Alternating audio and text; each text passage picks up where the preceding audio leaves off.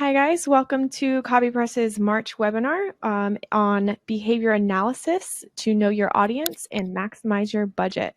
Today we have our CEO, Dave Snyder, welcome, as well as VP of Marketing, Randy from Jumpshot. Hello guys. Hello, I forgot to say something, but hello. Hi, thanks for having me on. Yeah. All right, so today we're going to be talking about behavior analysis.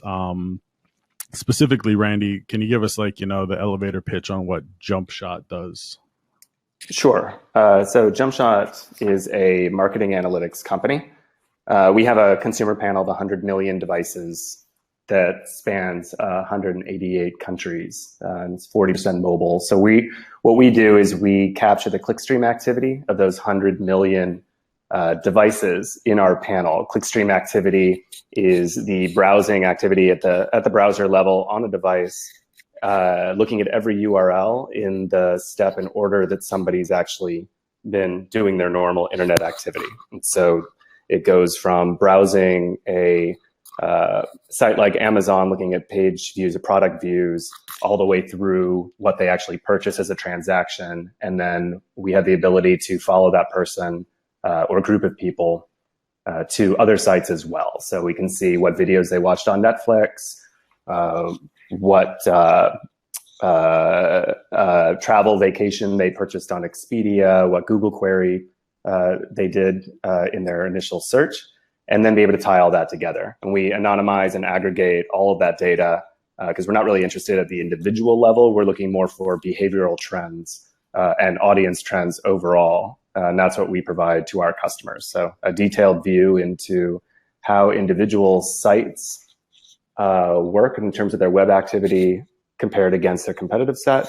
Or what's more interesting and more related to this is we have the ability to look at a variety of audiences and what their online behavior is like compared to the general population. We like to say on some levels that imagine Jumpshot is sort of the Google Analytics or Adobe Analytics of the entire internet. We get to see everybody's backend analytics, even though we don't technically have access to their backend analytics. Cool. Just as a note for people listening to the podcast, CopyPress currently has new neighbors coming in, and they're constructing something on the other side of the wall. Hopefully, it's not an issue, but there may be noises, and we will not be stopping and starting. So topic for today, behavior analysis. Jen, and when we created this white paper, we created it in conjunction with Jumpshot. What were we trying to really take an overview of? The big overview is just to recognize how companies can recognize their audience more and optimize their content to fit and maximize their budget and get more leads. Okay. And this is actually a topic I talked about at DFWSEM recently. And it's something that's pretty interesting in the content space, how little we're utilizing data that we already have to plan out events. Mm-hmm. And then furthermore, just analyzing data that we already have to change up content. We're just guessing a lot of the time. So I think this is going to be a good topic, a good white paper. So we'll go ahead and get started. So, audience analysis is typically a forgotten aspect of content marketing. I think recently people are looking more at how can I create personas and buyer personas. So that's been good to see that conversation happening. But what they're not also looking at is what those buyers and those personas do throughout the funnel. So they're not saying, this persona will come in on this page and then visit 2 to 3 pages in their lifetime and go from there. So we're going to put a poll now. Do you currently use audience or behavior analytics? I'm guessing that's what you were about to say. Yes, before I started. Exactly. All right. So the poll is up. So a question I have for you, Randy, how often do you find customers utilizing behavioral analytics before Jumpshot? Yeah, it's a good question. So the types of companies that we talk to tend to be enterprise, pretty sophisticated overall marketers, so very large companies in the retail, e-commerce, travel space, institutional finance, things like that. and CPGs. So we tend to work with people who are pretty sophisticated in terms of their overall backend analytics. But I think there's been a study done somewhere that said most companies have, the problem isn't finding new data, it's figuring out how to analyze the data that they already have. I think people have said that they're only really actioning on 15% of their own in-house data. But what they don't have the ability to look at is they don't have a lot of access to other data around from other companies or somewhere else. So I would say that the companies we work with a number of them tend to have an in-house analytics team. They obviously have a marketing team that have some sophistication with analytics, but the larger ones definitely have an in-house analytics. But as deep as they get into behavior and audience, it's still pretty early in the ball game. And they're right now, I think, analyzing a number of different sources and companies who are trying to provide a better, more holistic view of their overall customer activity that's happening offsite. So I'd say it's still pretty new. Yeah, because I would gather that. I mean, even for us, like most of the time, we're looking at acquisition channels when we're looking at analytics. Like I know I tend to look at acquisition channels and then conversion channels, those being the main things that I look at. And only recently for CopyPress have I started to branch into the behavioral piece.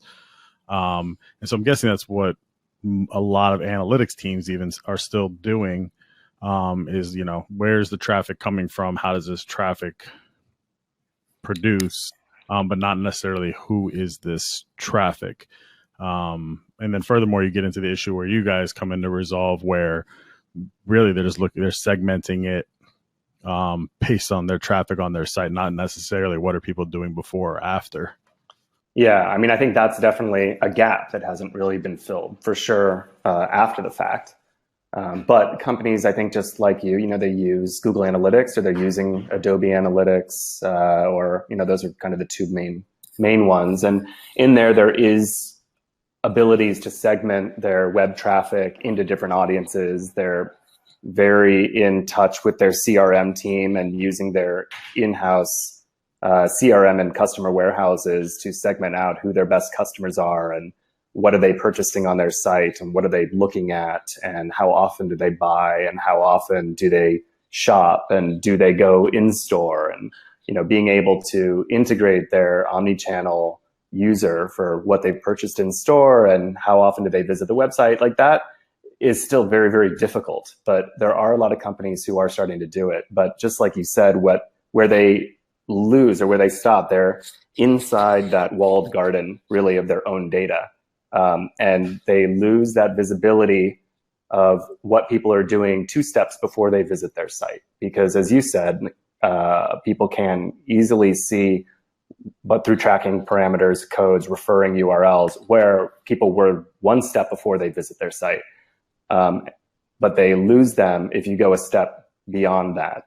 And once somebody comes onto the site, typical conversion rate for most companies, granted it's different by vertical, but ranges in the 3 to 6% range. But that means that there's 94 to 97% of everybody's traffic that winds up being on a site and doesn't actually convert or buy anything. So the question is where do those people go?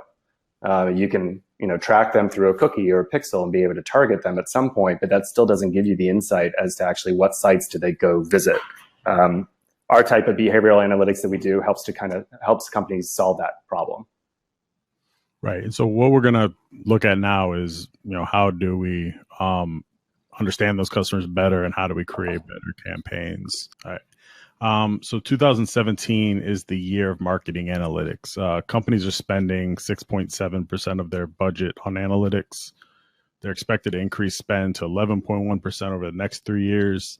And the number of marketing tech companies has doubled, almost 2,000 in the past 2 years, to almost 2,000. So, and I think we're seeing the rise of this marketing analytics as we're seeing the rise of big data, marketing automation, and then artificial intelligence, all those things kind of being bucketed together. We'll talk about those later. But I think overall, what people listening to this webinar are going to need to realize is similarly to where 3 years ago, you started getting questioned by people in your office, hey, what are we doing about content marketing?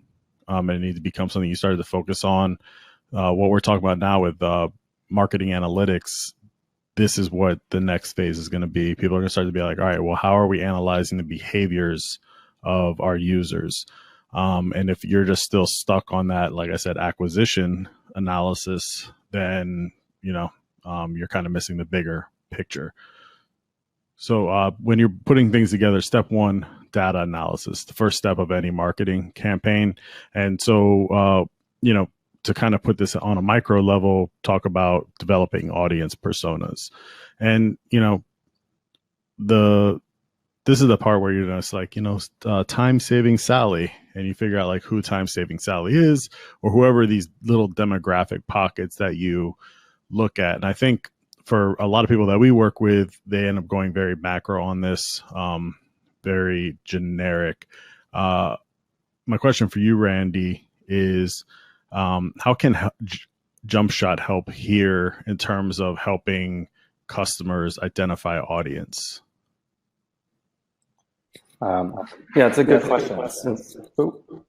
I'm getting some feedback here. So as you said, currently, audience personas are based on these simple demographics. So you do get people who say, as you say, time-saving Sally. There's the urban hipster. There is the soccer mom or whatever it's going to be.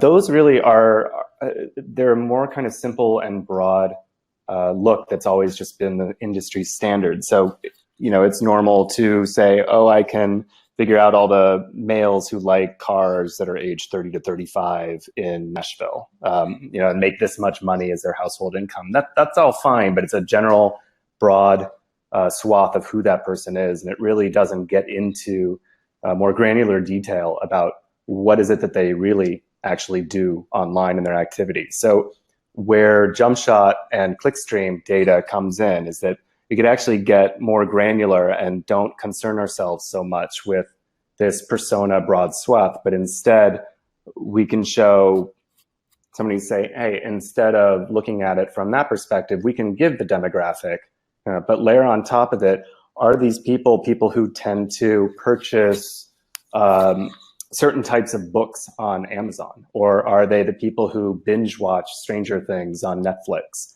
And people who are going and actually buying luxury hotels as opposed to 3-star hotels on Expedia in certain locations. It then gets to the point of understanding, okay, my audience coming in, I find that they fit this demographic, but this is their purchase and their interest behavior. They're actually people who like to spend a lot of money on travel, but maybe they like to find deep discounts because they use coupons.com and Retail Me Not when it comes to buying clothing or something online. And when you get that level of granularity and start understanding how your customers or your web visitors spend the rest of their time online, it helps you be able to tailor the content that you're going to write for them. If you're focused on content on your own site, and really tailor that to their actual interests and activities. Or you could actually focus on the sites where they're spending a lot of time or the types of products that they're buying and purchasing, and reach out to those different companies for partnerships or content sharing deals, or write guest blogs or any of that nature. But really have a better idea of where these people actually are elsewhere online, as opposed to just understanding what they generally might look like. And that's where Jumpshot really can help.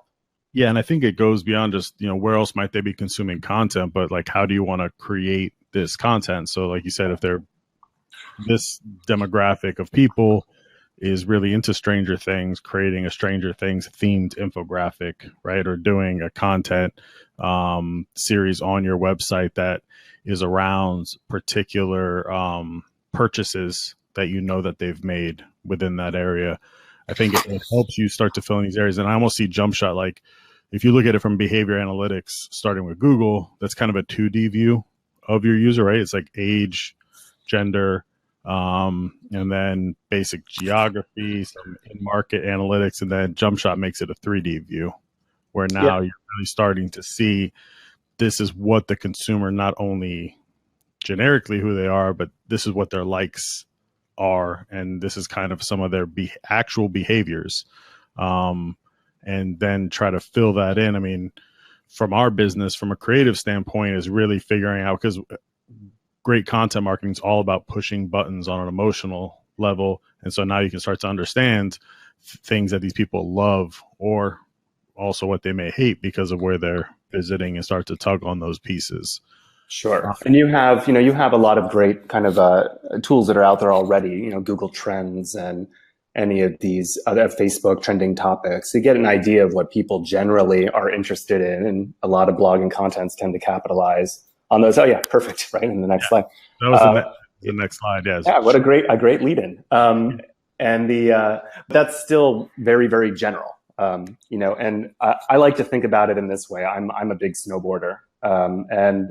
If I'm going to at a resort and I like to snowboard, if that resort happened to know about me, and I also I loved Stranger Things on Netflix. I bring it up just because I was talking about it with somebody this morning, even though it's a little dated now, 6 months ago. But if that resort knew that I was coming or I was visiting, and knew that I liked to watch Stranger Things as opposed to, I don't know, let's say House of Cards on Netflix, and they wound up doing some type of email blast to me that was focused on a Stranger Things theme, the odds that I'm going to open that email and get more involved or excited about visiting that resort skyrocket, right? Yep. Compared to sending me something and like, hey, we know you binge Netflix. Come to, watch something here. It's just not tailored enough that it won't get my interest. It's always about the specifics that really gets people's interest.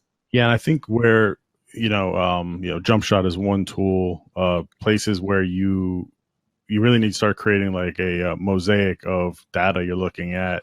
So trending topics, and going back to the Stranger Things concept, if you know somebody loves Stranger Things and the Super Bowl ad comes up, right?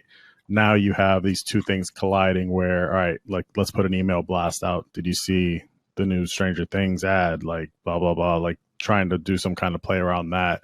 So I think there's places where, these are the likes or dislikes, right? Like, so my buyer is a Patriots fan in the Northeast, right? And then Patriots win the Super Bowl.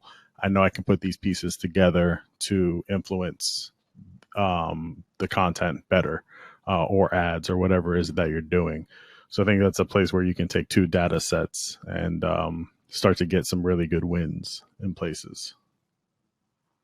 So setting performance and return goals, and this is something that I'm sure that Jumpshot works with a lot of pure ad buying customers.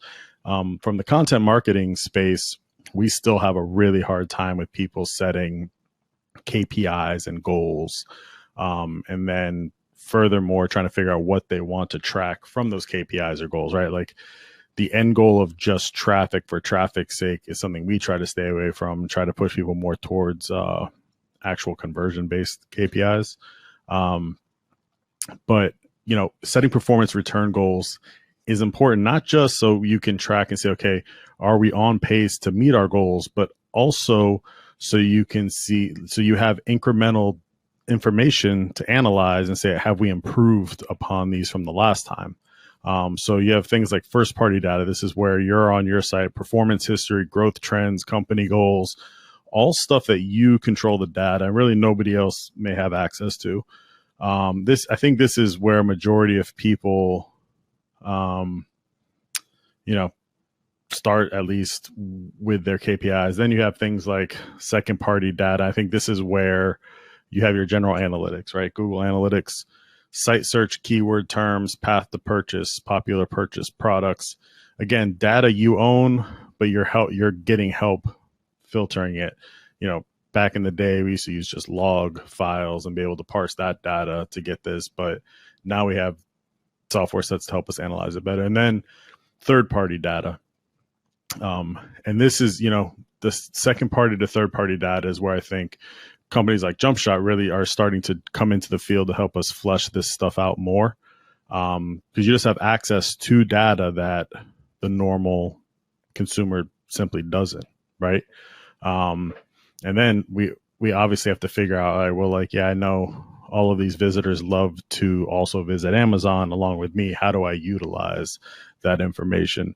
So we have a poll now. Yes, we do. We just want to look at what type of data do you collect and use for your KPIs and goals. And as you're doing that, Randy, what are some second party data sources that Jumpshot offers, and I guess also third party data sources? You talked about I know the data sources are the 100 million, right, devices, but I guess the bigger thing was like in terms of upstream and downstream data, what are some interesting things that you guys are looking at? Yeah, so the way that we think about second party data is that if you have your own site, you have CopyPress's own site, you have your first party data, which could either be your log files, or if you use Google Analytics, will be Google Analytics. So anything you can see in there or in your log files is your own first party data. You have access to it. You have access to whoever's downloading any of your white papers, your reports. You have, I'm sure, a customer warehouse, all of that type of information.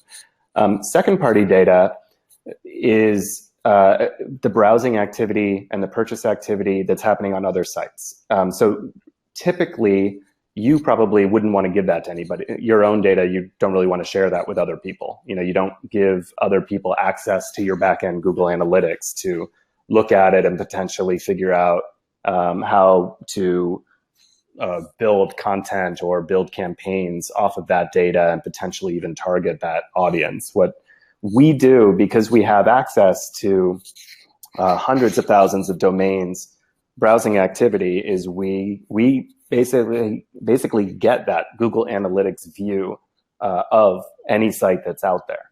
So if you're interested in looking at like a competitive peer set, let's say, and you want to know how is my path to conversion, I think it's pretty good. I have my page views. I know where people are coming from. I know how they get there. I have, let's say, if I do downloads, let's say I have a form that people fill out. People start that form, then they complete it, and they download the white paper, and my download completion rate is 15%. Sounds great. What Jumpshot can do is you could actually say, okay, well, I want to look at mine compared to, here are my 4 other competitors in my space, or here are 4 other people that I really like. I want to see what is their path to form completion funnel look like. And as you look at that, all of a sudden you find out that your 15%, while it might sound good, isn't good, because all the other 4 have a completion rate of 75%. And you realize that you are leaving a lot on the table in terms of where your actual conversion rate could be tweaked on your site to make improvements. And it isn't necessarily about getting more traffic. It's about figuring out how to make the current traffic you have work better. So that's one way in kind of the lead form fill out that we have access to. Think about it from an e-commerce standpoint.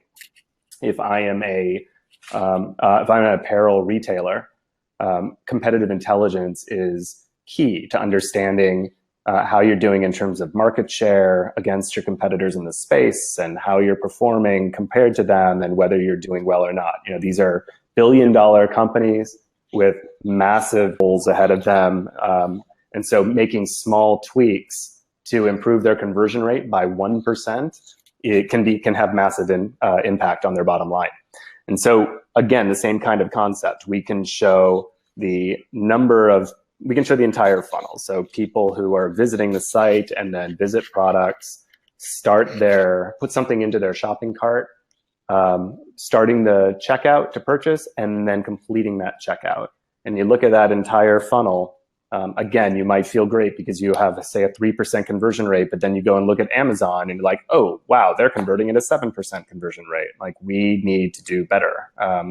We've done so many case studies around like wholesale retailers looking at Costco versus looking at Nike, not against each other, but different verticals. I don't know, looking at Expedia versus travel companies like Hilton and Hyatt, and we really cover a very, very wide array of industries. So understanding those pieces of information can then help your user experience team or anybody else say, like, look, we don't need to focus on the conversion rate necessarily on the final page. Maybe what we need to focus on is getting people into the checkout path, like getting them into the shopping cart, adding stuff into the shopping cart. That's where we're falling behind. It can really help pinpoint the pain points that you're having on the site. So other areas too, site search to me, I have an SEO background. So site search is totally fascinating to me. I've always used it in my past as a way to help to mine my internal data to understand what people are looking for once they get to my site. And then you can build out new content based on site search and, build stuff around there. It's a great utilization tool. And you can find that for your own site in your backend analytics. But again, like what Jumpshot can provide is that we actually see the site search keyword terms that are happening on any domain that's in our panel. So you could not only optimize against your own, but you can find out what are people interested in that they're going to other sites. And from a content perspective, imagine being able to go to BuzzFeed, let's say, if you just happen to be a news site, and you can go on and see what people are searching on BuzzFeed, and all of a sudden you're like, oh, wow, they're really interested in puzzles and polls and games. I mean, that's probably not too hard to fathom and understand, but you can get a better idea of the trending topics and then write content around that to then compete with the bigger guys. Like that's something that nobody has access to because nobody's going to share that. But using backend analytics like ours, that's something that you can gain access to really improve your content. Okay. Yeah. So, the next thing is looking at analytics for intra-campaign adjustments. So I think what you talked about, right? Like gauging yourself against your competition, getting a good baseline for what they're doing that you're not necessarily doing. But now, how do we utilize the analytics to really optimize on our site as well? Right. And so when you guys are working with customers, right. So like after you give them that baseline data of like, all right, you're converting 30% less than your customer base. How do you help them create, and maybe you don't help them, but like how does your data help them create the next steps on how they should optimize? And you find that they then work with a tool set to do more A/B testing. So like, now that we have this data, we'll do A/B testing Google Analytics or whatever they're using to get closer to this number and continue to iterate. Like, how does that process go? Yeah, I mean, there are great tools out there for A/B testing. Optimizely is a really good one. It makes it very simple for kind of a plug and play model. But going through and making these changes and tweaks, and then potentially rerunning the analytics against the peer set, on a monthly basis or a timing basis to understand, like, okay, we've now made this change internally. We've seen an impact. Have our competitors also seen an impact, an improvement? Is this just a general seasonality kind of piece, or really is the changes that we've actually made actually having a legitimate increase, and are we continuing to optimize our performance? And then you can go back in and complete the cycle and make some more changes and change your call to actions. We don't really play in the user experience area, but there are a lot of places that say, like, mess with your colors, mess with your language, try different offers, try different headlines. And each of those individual pieces can definitely have help and an assistance. And most of those tools have their built-in analytics themselves that'll help guide which one's working the best, and then help to automate and just move everything towards the one that's performing better. So finding a winner really quickly. Right. And so, I mean, that baseline you're setting as well, like this person's doing things 30% better than you. I mean, you have whatever that company is doing as the roadmap, right? So you can look at what you're doing comparatively. And then I'm guessing, if I want to, I then can go to an Optimizely and be like, all right, we want to increase our conversion rate from 15% to 30%. We're going to try these 3 different layouts based on what competitor X is doing. Like as the roadmap, begin to tweak with this as our goal conversion rate. And so this is a place where, that second party, third party data or second party data is really helping to inform how we're using first party data to make better campaigns. Yeah, exactly. And I would also say that it's by being able to benchmark against a competitive set, you can really understand whether the improvement you're seeing means that you're just getting up to the table stakes being in the game, or you actually really doing as well as you possibly can, and being the leader in the space. People can get very excited by seeing an improvement of 50% over your funnel conversion rate. But if you're still in last place compared to your competitive set, like, you've made improvements, but you still have a long way to go. Where some people might just see that 50% improvement and be like, all right, we're doing great, and stop there. But this can allow you to do even more. Yeah, I'm actually thinking about campaigns now where recently where I've had people in lead generation kind of verticals, B2B, come in and they're looking to spend 6 to 7 figures on content generation. And they're like, this is going to be our lead gen flow. So we're going to bring people in through these content pieces. They're going to convert into leads from these content pieces. And it's all been done like from a theoretical standpoint. Like, this, theoretically, this should work. And I'm thinking about Jumpshot now to be able to be like, wait, let's take a deep breath, go into this space from a B2B perspective and see how people are converting from a user flow. And so now, yeah, we know. So my background is SEO. So we know the SEO traffic's there, but once we gather that, are they actually going to convert from these pages, right? Yeah. And be able to take that. And now, before you put a rubber stamp on a 6 or 7 figure SEO / content deal, you can be like, hey, this is not just based on assumptions and macro data of search traffic that's there, but also based on, hey, we know how these pages are converting on other people's sites. Yeah, completely. And actually, I mean, not to kind of tangent a little bit, but since you're an SEO guy too, one of the things that's really interesting about clickstream data is that because it's capturing at the URL level, the data, it captures a Google search query before Google has the ability to strip out the keyword and bucket it all into not provided in the back end in Google Analytics and Adobe Analytics, which I'm sure everybody who looks at their analytics is frustrated that 95 to 98% of their search traffic all falls into that bucket.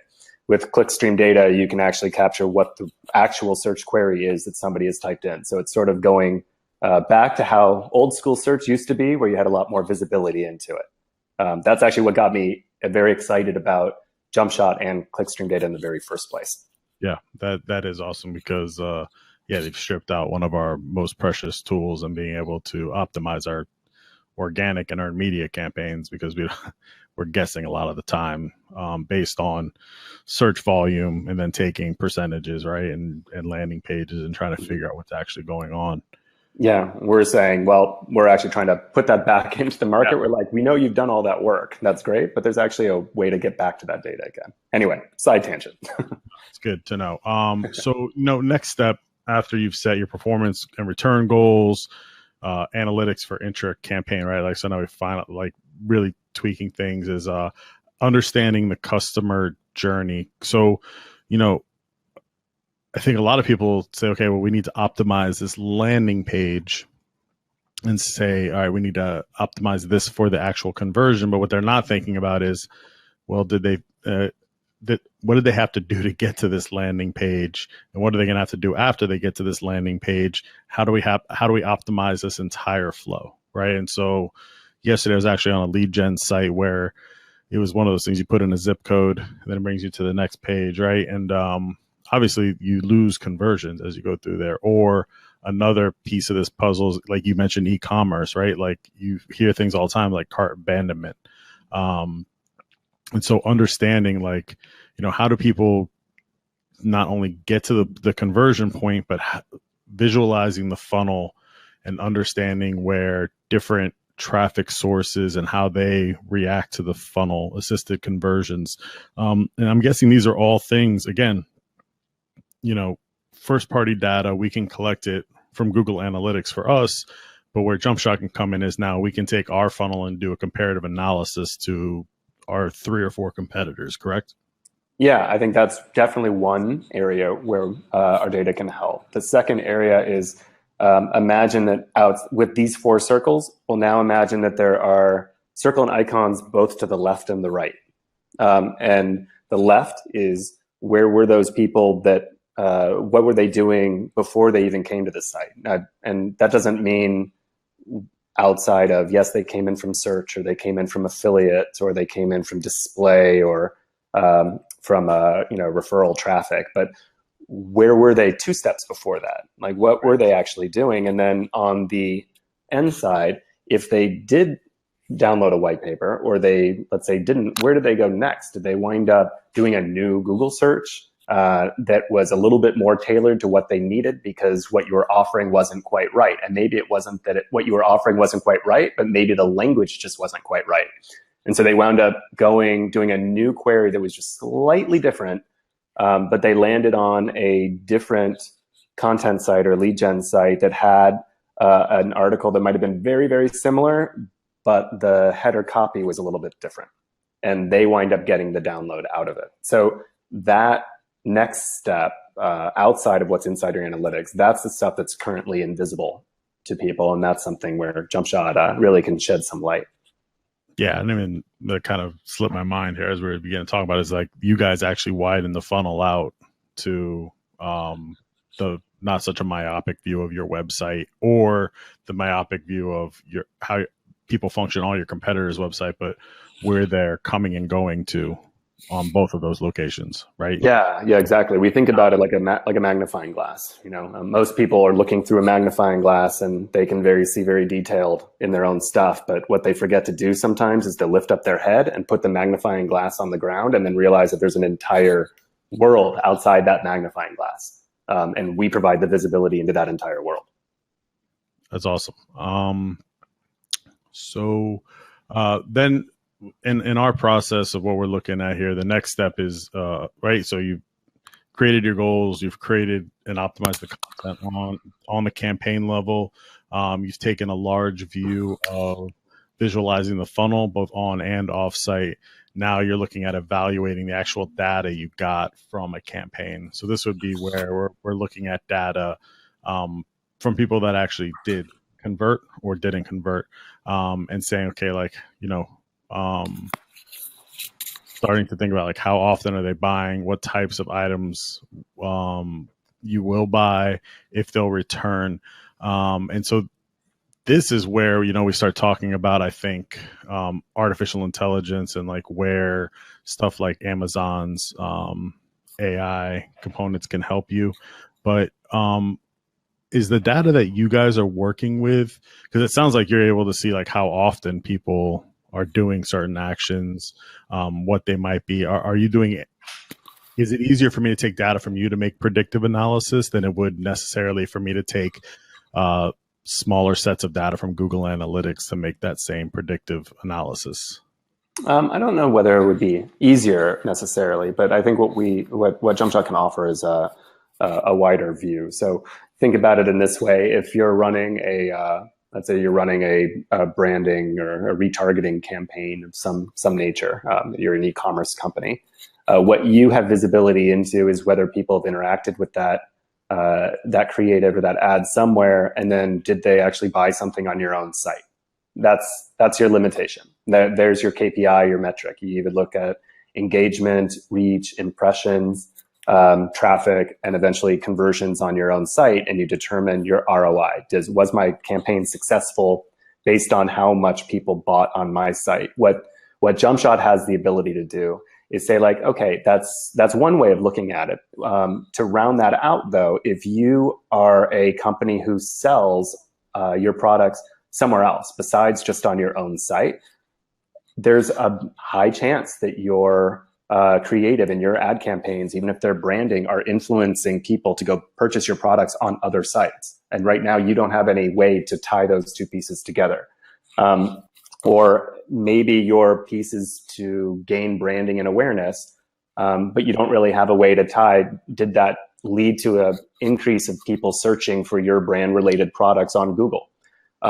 Where Jumpshot comes in is we say, okay, well, let's work with you on the campaign. We could either match people that are exposed to your data through kind of a data onboarder with our panel, or we can do it in a few different ways. But and have the ability to take the campaign that you've run and said, okay, you know what's happening on your own site. but let's pick 5 or 10 other types of events that are interesting to you. And that might be, maybe you sell on Amazon. So maybe you want to look at transactions on Amazon, and maybe you also sell on Target and Walmart. There's 3 different sites. Maybe you're interested in Google queries to understand if this is generating a larger brand awareness. What we then do is we look on a daily or weekly basis, how often has somebody then bought your product on Amazon after being exposed to your ad campaign? You then on the back end can tie that in and say, okay, we originally gave attribution to our campaign because it drove this many dollars on our own site. But now we've actually know that it actually helped influence people buying our product on Amazon by this amount.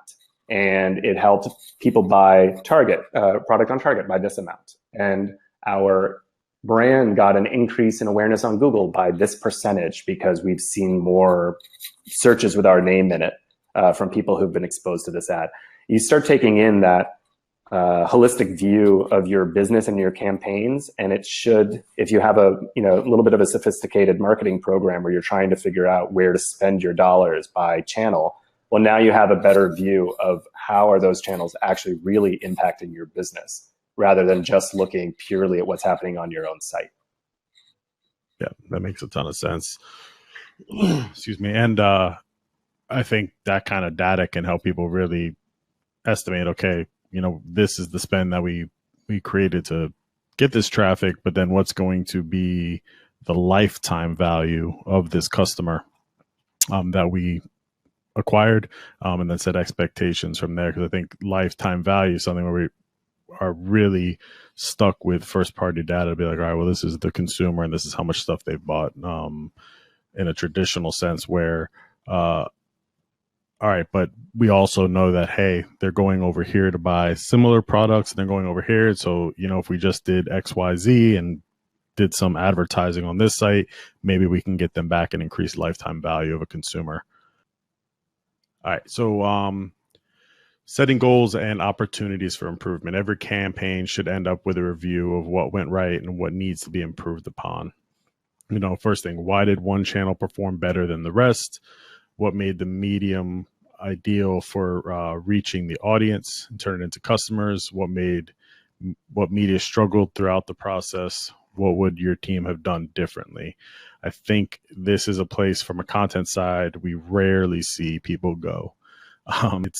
Again, there's a lot of shooting from the hip and saying, well, we think this stuff will work. And then it's just, well, did it work or did it not work? There's simply no nuance in, well, why didn't it work? And people deciding to go from there and figure out something else. Randy, what are some ways that you've seen customers use data in a successful way to answer some of these questions?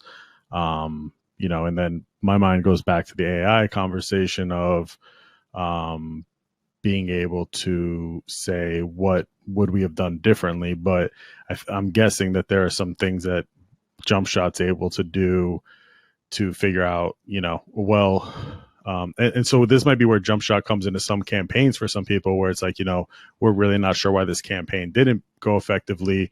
And then you're able to help them look at competitive analysis to say, well, here's why, right? Like, here's what your competitors did compared to what you did.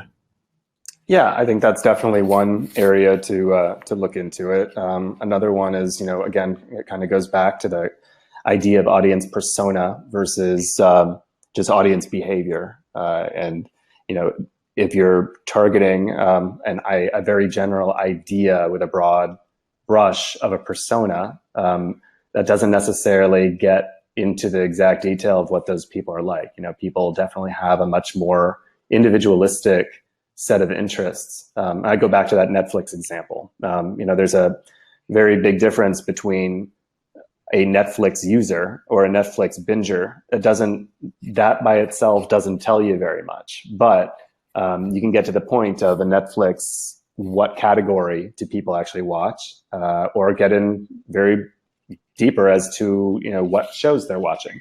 And once you get to that type of granularity and understanding the difference between the audience, and what they're interested in, then again, you can know whether or not your content that you've written or the campaign you've run just wasn't targeted enough. And you can make it more targeted and more relative to people based on their, actual legitimate interests. So I think that's a big one. I obviously, I'm a performance marketer background, so the concept of running campaigns without some type of goal and opportunity at the end to understand what you're trying to achieve hurts me. But it is definitely still a learning process for a lot of different areas of company, and to get a better understanding not just of your top level traffic KPI metrics, but really understanding at a more granular level will help future programs improve. It's just really the only way to do it. Yep, I concur. And I think one of the things that people can think about doing is building out, for all of these pieces, is building out some type of templated way to look at the data and then to structure it as you go. So having some kind of analysis in place, by that I mean just like a templated report, right? Like, hey, we're going to report this, we're going to measure A against B, and then if it's off, we're going to go down D route, things like that. Again, for me, all of these steps should be planned before you even begin a campaign, so we know like how we're setting it up. When we're setting goals, we know how we're going to be measuring those goals as well at the end, and how we're going to go about them. So one of the last topics to talk about is just big data and machine learning. I think this is the wave of the future, just predictive analysis of what people are going to do. We're seeing big companies rolling out these kind of tools, right? So IBM, Amazon. In that scenario, Jumpshot's the big data, right? And then the big data goes into the machine learning for predictive analysis. Have you seen any customers doing anything really interesting in this space, or using your data in interesting ways that you guys didn't think about? Yeah, there are a couple ways that I can just think offhand. One is there are companies that are interested to understand how businesses are performing as a whole to based on, let's say, transaction counts or product page views or some type of event that's happening on the site, and then try to run some financial regression models to get an understanding of how much revenue are they actually making, and then being able to make some estimates on, playing the stock market potentially, let's say, or whether there's a private, let's say Snapchat, right, just had their IPO today. Somebody could theoretically have used Jumpshot or other types of big data to get an idea of, do they actually have strong user growth, or are they having more people cancel and not be active in their accounts, to get a better idea of these types of metrics that companies don't necessarily have to release to the general public. So that one's pretty interesting. You have a lot of like VC companies coming to you guys, because I would think that would be, if I was going to make an investment in something, I would immediately be not just, hey, are these guys giving me the right data, but what does the market look like for this? Or I guess on the other side too, M&A activity, like where people are, yeah, we're going to acquire this company. Let's see how much of their traffic is legitimate, and let's see what the space looks like. It seems like you're in a unique place to get that kind of data. Yeah, those are definitely companies that are very interested in data like that, for sure. They obviously want to get the best price and know about the best investment.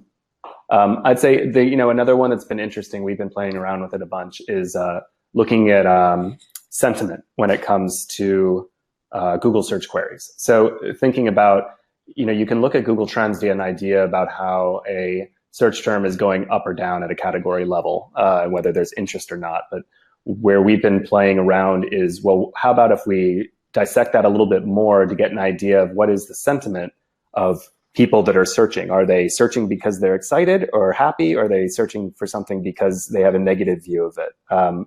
And looking at that, you can kind of have a better idea in terms of then understanding whether you're over a long-term trend, what is the general emotional feeling of the search population in terms of certain topics? Are they feeling good or happy about it, or upset about it? Not just is it popular in the mind's eye in the public at this point in time. So that one's actually very, very interesting for us. Yeah, that sounds like. It sounds like there's lots that can be done between your data that people have on a first party level, and then the utilization of something as simple as, AWS has made their AI pretty straightforward to utilize. And I've messed some with Watson and like IBM stuff, and it's super powerful. I think a lot of what's missing a lot of time is the data to actually do what you want to do with it. And Jumpshot fills in one of those pieces.